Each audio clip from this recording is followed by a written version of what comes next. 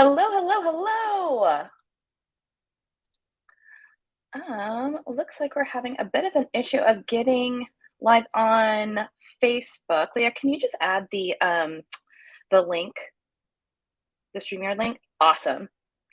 Hello, everyone. Happy Wednesday. How are you? Welcome to the OBM opportunity where we go live each week to talk about being an online business manager and the tips and tricks on how to do exactly that.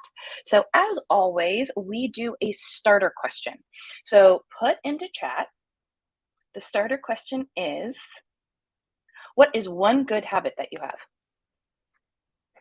What is one good habit that you have? Put it in the chat.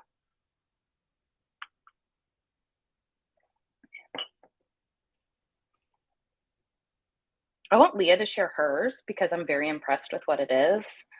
Leah, put yours in the chat because that's impressive. Making my bed every day. Go. Tracking my sleep. Jennifer, that is a great one. Taking off my makeup before Lisa. That is something that I've been telling myself to do. I was telling Leah, I would love to say that my great habit is skincare. It is not. My greatest habit is I drink a ton of water. And I feel like I am the beacon of health when I drink so much water and pee all the time. So that's me. So good again to have all of you. Today we're talking all about the cost of inaction. The cost of inaction. Okay, so as always, I'm Ashley Connell, CEO and founder of Prowess Project. What Prowess Project does is we train and vet either career returners or career pivoters to be online business managers because they have amazing patchwork quilt-like backgrounds, some sales, some tech, some ops, and make amazing OBMs. We built out a platform where we're taking data from our amazing OBMs and data from CEOs who need to hire them and match them up. So think of it almost as like eHarmony meets LinkedIn for CEOs who need OBMs. That is Prowess Project. And in our goal of this, in our mission, is to bring all of you out there as much information as possible to make this business of being an OBM and the decision to go do that as easy as possible if that is part of your journey. And so today, coming off of our incredible masterclass last week, where we had 5 full days of what exactly is an OBM, who hires an OBM, you heard from OBMs, how to get clients as an OBM. I mean, it was just incredible. What I realized from that is what we didn't talk about is opportunity cost. Opportunity cost. And you all know what an opportunity cost is. It is the cost of not doing something. And we'll dive into that in a little bit. But what we're going to bring you today is the following 3 things. We're going to talk about first, different actions that Leah and I regret not taking. We're going to talk about action that we are so glad that we did take. And then we're going to talk about that opportunity cost, okay? And we have a formula for that we're going to share with all of you, okay? So let's first talk about the cost of an action. I realized throughout my career, there were so many times where my brain was saying, no, no, no, no, no, no. My brain was trying to protect me because what I wanted to do was very scary. What I wanted to do, I had never done before. Whatever I was going to do,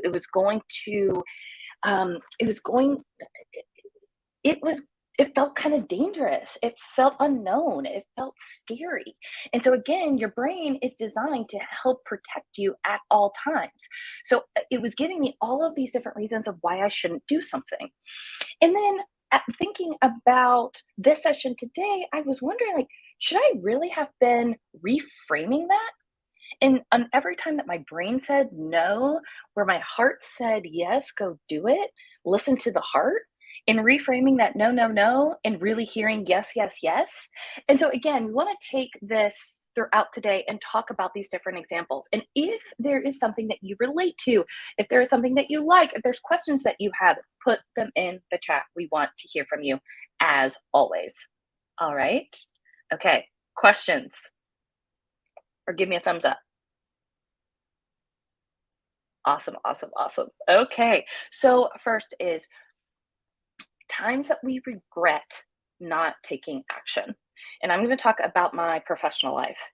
I started off in B2B tech marketing. I was the intern that slowly went up the ladder at my very first company that I was an employee at. And because I started as an intern, I had this inferior complex that other people always saw me as an intern. Like, it didn't matter how many promotions I got or how many successful things that I did or how much money I saved the company. It just felt like I was always an intern.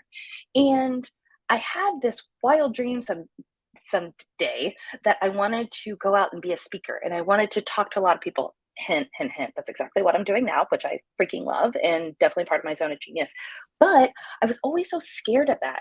And so I would be offered times to get in front of an audience and share what I thought, or speak to customers, or speak to the exec board and share some insights. And I always shied away. I always said, no, no, no, no. Let me help someone else do it. Let me support someone else. Or, oh, no, don't you think it would be better if we did X, Y, and Z? Even though that is exactly what I wanted to be doing. Like, I know in my heart of hearts that I would have been further along in my career had I said yes to all of those opportunities that I had. So that's an example of a time that I repeatedly did not take action when the opportunity was right at my fingertips. And so Leah, let's bring up Leah. Hello, hello, hello. Hi there. What was something that you wish you would have done? So for me, Ashley, I love that you said like it's the heart part of this, because so it's a combination of professional, but then also just how I operate as a person. I know there's times that there's things that light me up. I get really excited about them. And then I have all of the reasons why, the rationale, whether it's I don't have the time because I'm taking care of other people, or this is going to detract from what I'm doing at work. And I don't follow that, like where I get lit up. So one good example of that is and I know that you and I talked about this. It was a couple of years ago where I was like, I'm really interested in JavaScript, like just learning about coding, but it wasn't really part of my job. And yes, there was a cost to taking that course. And it was one of those things I didn't do, even though I knew, like, when you think about that, like when you just think of something that excites you and your body just sort of leans forward and you kind of get it, you keep Googling and you keep digging, but I didn't take the action. And I think it was like 6 months after I had gotten that aha moment that this is interesting to me, that we actually needed it in the project. And we ended up having to outsource it. It cost us money. But had I followed that instinct and that gut reaction, it would have been very beneficial for me. I love that. Who can relate to that? Put into chat. Can you relate to this? You can share if there is something like specifically that you wanted to have done that you haven't, or just feel free to be like, yes, Leah, yes, Ashley, we hear you. Put into chat.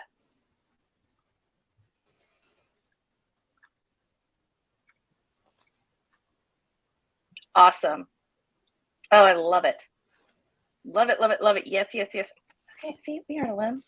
All right, now talking more about the cost of inaction. Let's go next into different times that we are glad that we did take the leap, that we learned from maybe that previous thing, and we're like, okay, we have this opportunity, let's go do this.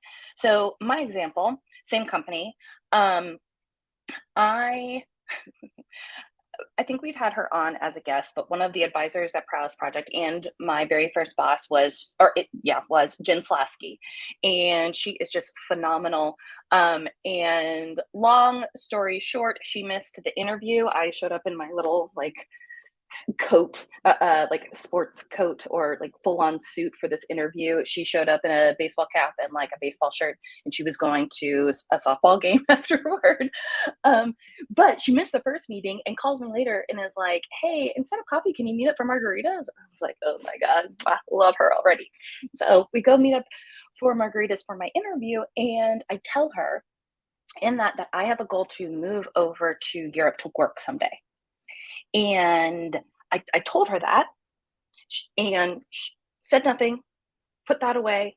And throughout my entire career at that company, she was constantly giving me opportunities that was going to lead me to that direction. So then finally, here she is, and 4 years later, she's like, Ashley, I have an opportunity for you to go move over to London and open up our European office. Y'all, it was exactly what I asked for. And I put it out to other people, and then it came to me. And if you don't think that I was terrified, you're absolutely wrong. I was 25 at the time. I was barely figuring out how to take care of myself. And there I was, going to move to a different continent on my own with no one else worked there from the business. I knew no one there. And I was like, you know what? What the heck?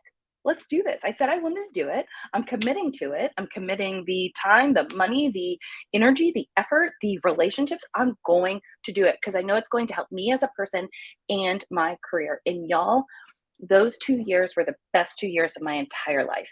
Not only did it give me just such great experience in business and professionally, of course, but it gave me an opportunity where this, girl from outside of Dallas, Texas, went to one of the biggest cities in the world, the most diverse cities in the world, and my brain exploded in a great way of just what the world can and should look like. And so again, it was such an amazing experience, both professionally and personally.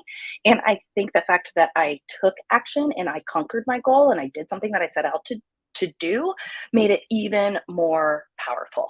So such a time. I am glad that I took that opportunity, even though it was scary, even though that I have family who was like, no, don't go do it. I did it anyway. And it was amazing.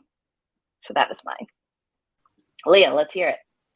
Ooh, mine is a little more like grassroots specifics, but just how my personality operates. So when I was in graduate school, Ashley, you know this, like I don't ever do just one thing at a time. I have to do 12 things at a time. So I was in grad school. I was working full time. I was living downtown Chicago, enjoying that whole thing, and decided at that moment in time, I'd read an article about running. And I was like, I'm going to run a marathon. So I had no time to do this. Like literally was working. I have to leave for work about 7. I didn't get home from grad school until about 9 and then had all that work. But I was determined I was going to run a marathon that year. So it was literally reading all the articles and figuring out like, how do people actually even train for this? What does it even look like? And I committed to doing it. And so the idea that it's always, you're just starting, right? You don't run 26 miles the first time. You run for 10 minutes and you work up to 20 and that progress. And that was one thing that even though at the time, I think that I was probably just looking for it to have time by myself with just me versus a textbook or work and all of that stuff. I was probably escaping. We'll be honest about that. But it was that practice of I can do something difficult and I can build up to it. And I think a lot of people, I love talking about Chris Hadfield's work and when he talks about just the right next step. So doing that at that time in my life is what taught me that it's just the right next step. It's one foot in front of the other. So anything that I've taken on, since then, I've always applied that. Like, well, if I can run 26 miles, I can get through this. I can figure this out, whether that's having to stand up in front of people. And, when I went into sales and had to give presentations in front of hundreds of people, all of that, it was always like, well, it's just one more step. You just get on the stage, you just open your mouth, you just start talking. So for me, it was committing to that kind of practice. That is so impressive. I think I've run 6 miles total in my entire life. So, again, just the next week you run a little bit longer. Nah, girl. Nah, not for me. Not for me. But I love that. And then I want to talk real quickly of times that we are both glad. I'm going to put some words in your mouth here. Glad that we took the step forward to starting Prowess Project. Mm-hmm. Like, y'all, it was the weirdest thing. Nothing in my life was like, oh yeah, go do this. Go do something that was never created before. Like, go build a technology. I was in tech marketing. We're not a coders. Like, but go. It, it did not make sense. But I say all the time, I got too many signs from the universe. The universe was making it harder for me to not continue with Prowess Project and the idea and the mission and everything that we were doing than it was to go get a full-time job, to go do just straight consulting, to continue the business that I had. Like, just it was the most bizarre thing, and I am so incredibly grateful that I took this leap and now am here with y'all. A lot of you heard us last week where I was really being in my zone of genius and speaking in front of all of you. Next week, I'm speaking in Austin in person. Like, wow, like in person now. I'm so grateful. And I'm so grateful that we get to see all of the lives change every single day of exactly what we care about. And so, Leah, if I may, will you share why you're glad about Prowess?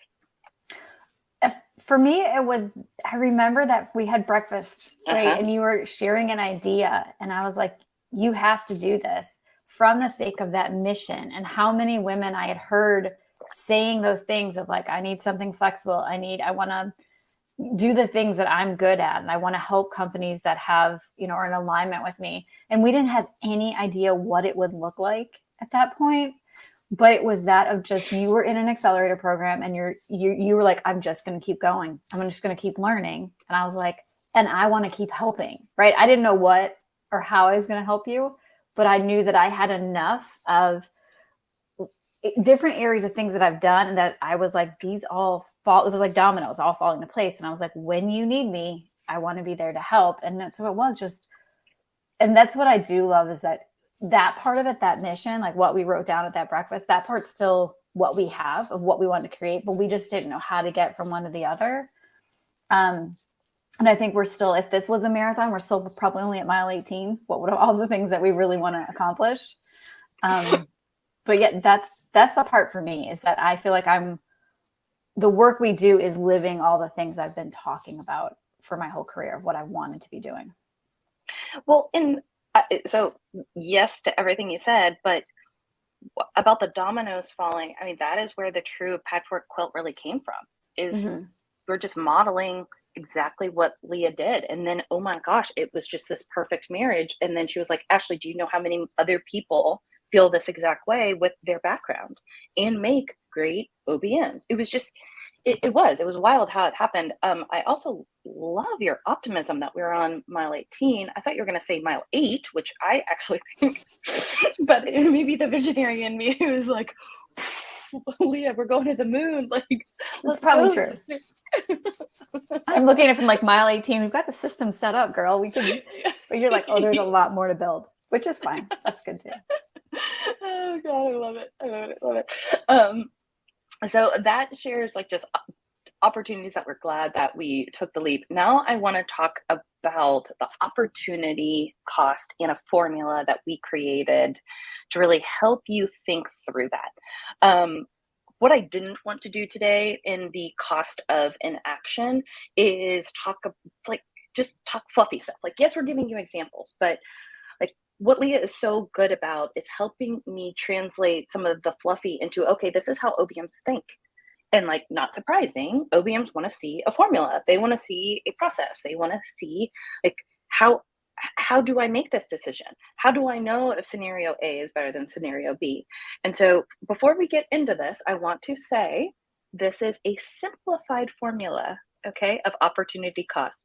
Simplified, because when I first presented it to Leah, she had 50 different questions and all these different holes that she was going to poke through. And I was like, this is exactly how an entire audience and everyone listening will absolutely feel as well.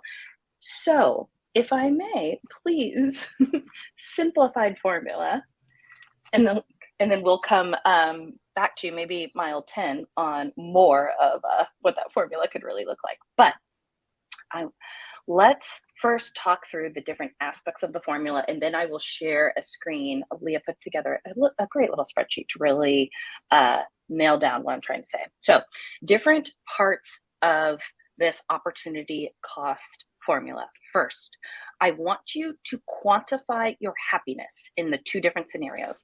Let's say scenario one is becoming an online business manager, or really doubling down on being an online business manager, really whatever that could look like, up leveling your business as an OBM.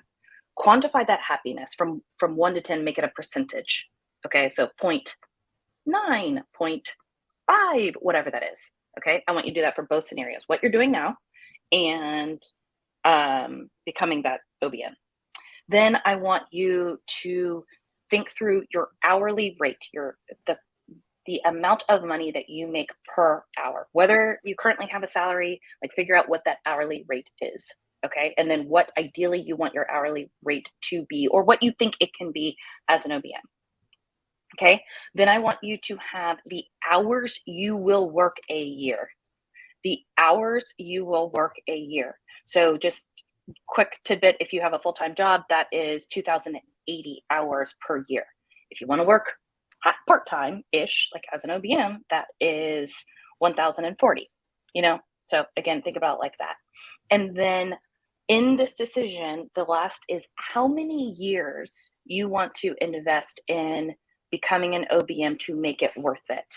Or when making this decision, how many years do you want to be measuring to make sure that, hey, scenario A is better or worse than scenario B? Okay, so I know that was a lot that I just described.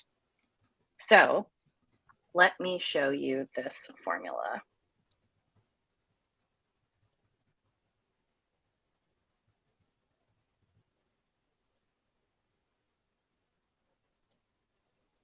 All right. Okay, y'all seeing this? Fantastic. Okay, so like I said, scenario A, you are an OBM. Scenario B, this is what you're currently doing. Okay, then let's take happiness as a percentage. Like we said before, let's say it's 70% being an OBM. I'm going to say it's not 100, because is anything 100? And two, if you haven't been an OBM, let's say there's 30% of like, hey, I don't know what this could be. But you're not happy now. Whatever it is you're doing, you're at 30%. Okay. Next, your hourly rate. Let's say you make less as an OBM, especially to start. Okay. So $48 an hour versus now you're making $55 an hour. Then how many hours do you want to work a year? In this scenario, the OBM is working full time. Same with what you're currently doing for 3 years. You can see that this number, you then take this number and subtract it by this number. Scenario A by scenario B. And you get this final number down here. If this number is positive, it makes more sense for you to go with scenario A. If it is negative, it makes sense for you to start with scenario B, or stay with scenario B. So let's play around with this and see what this looks like. So let's say you only want to work part-time. Still positive. And so you can see here that what is critical is this happiness percentage. That is absolutely critical, because the happier you are in your role, in your business, where you want to go, the more you're going to invest in making sure that scenario A is a success, or scenario B is a success. Does this make sense to everyone? Leah, anything else to add here? Again, highly, highly, highly, highly simplified, right, guys? But again, a good way to look at it. And what I like about how it is simplified, Ashley, is that typically all we do when we look at job situations is that, how much am I going to make, right? Right. We might look at the benefits and stuff, but we don't put any multipliers in there for a happiness factor. That's not how we're kind of trained to think. So I really liked that aspect of it. Again, from the OBM perspective, I'm like, what if we weighted it this way? Or what if we, but it is forcing us to answer that question of how much does this light me up? How much in alignment do I feel with this? Awesome. I love this. And what I also want to say is you can use this for anything. Like, we're using an example as becoming an OBM, right? But like, you don't have to. Maybe you went through our masterclass last week. This is an example that actually happened. Someone that we knew went through a masterclass and she's like, Ashley, this is amazing. But and being an OBM isn't for me. And I'm like, great, awesome. Look at that amazing breakthrough that you just had, that being an OBM isn't for you, but what you're doing currently isn't for you. So figure out what that is. And she's like, yeah, I want to do X, Y, and Z. Do you know anyone who may need help in X, Y, and Z? And I was like, I sure do. So our goal is, from the very beginning, when Leah and I sat down in that coffee shop, our mission to help women find their ideal jobs and flexible lives and have time for family and for fulfilling work, like, that is still deeply what we care about. So incredibly important. And we want to give that to you in any way, shape, or form. So again, you can look at this calculation, this formula, and you don't have to use it just to be an OBM. You can use it in any way when measuring multiple things. Anything else on that? Fantastic. All right. Well, I am going to stop sharing. Leah, anything else to bring us home? Nope. Just that those are always, those aha moments are always my favorite stories, when people have that realization that it's this one aspect, or this made me remember that class that I took was really what I want to be doing, and getting back to where we really want to be. Because that's what it's all about. I love it. And I think that's a perfect way to wrap this up. Obviously, like, cost of inaction is super important and critical to me. Obviously, I am not at home. Okay. This is my sister's apartment in Manhattan. And one massive cost of inaction that I would have had I not worked with Prowess is not being able to be with her this week. So our dad passed away 10 years ago yesterday.